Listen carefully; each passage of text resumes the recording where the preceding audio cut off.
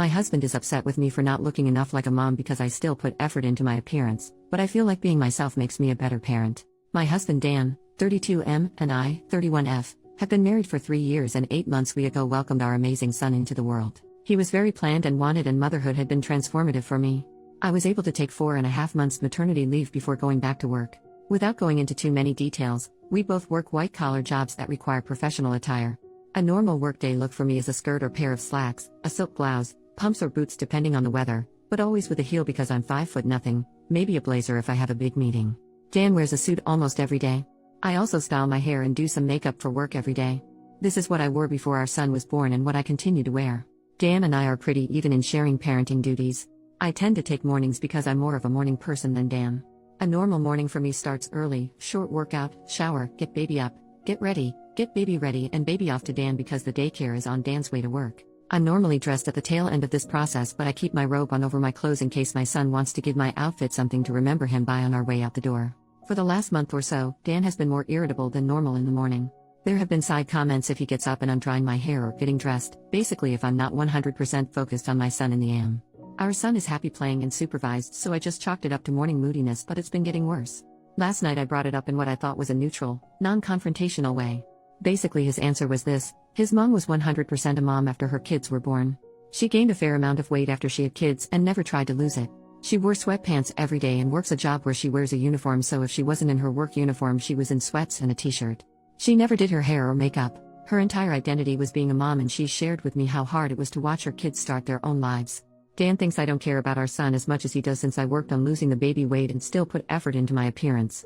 I feel like keeping this part of my identity actually helps me be a better mother. I love my son, but I'm still me and I still have the things I like to do. Dressing well, my identity actually helps me be a better mother. I love my son, but I'm still me and I still have the things I like to do. Dressing well, blowing out my hair and doing my makeup are therapeutic to me. Now that being said, my son is my life, and if I knew that not doing those things but guarantee him a happy, healthy life, I would stop immediately. I told Dan that my son and I have our morning routine and he gets lots of time and attention before I go to the office. Dan said he wasn't looking to fight, but he just wanted me to think about my priorities and my time management. Is it normal for new moms to totally sacrifice all the things you like to do? Is this a sign of something deeper I need to address with my husband? Update: 10 days later. I had no idea my post would get so much attention. There was a lot of really solid advice, and one creepy private message warning me that by dressing in business attire and wearing lipstick and heel I was being overly intimate around my child and that would turn my son into a serial killer. Stay gold, Reddit.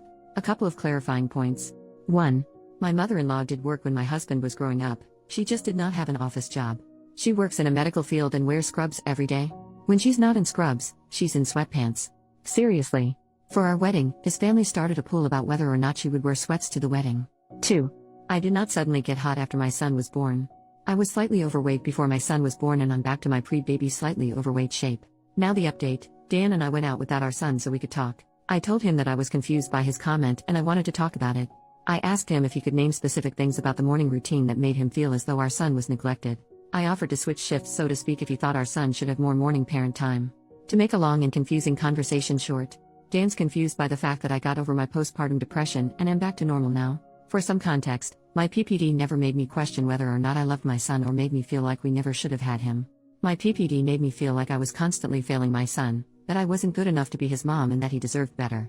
There were a few times I broke down and started crying and would tell Dan that he was so much better at being a parent than I was and that our son didn't deserve to have a crappy mom like me. Luckily, I have an amazing DR who recognized that this wasn't just baby blues and helped me get the help I needed. It could have been much worse.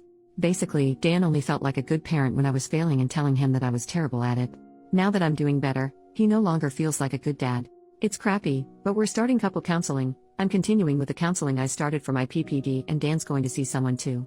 We're going to figure it out, and I'm still going to wear heels to work even though it's going to turn my son into an axe murderer.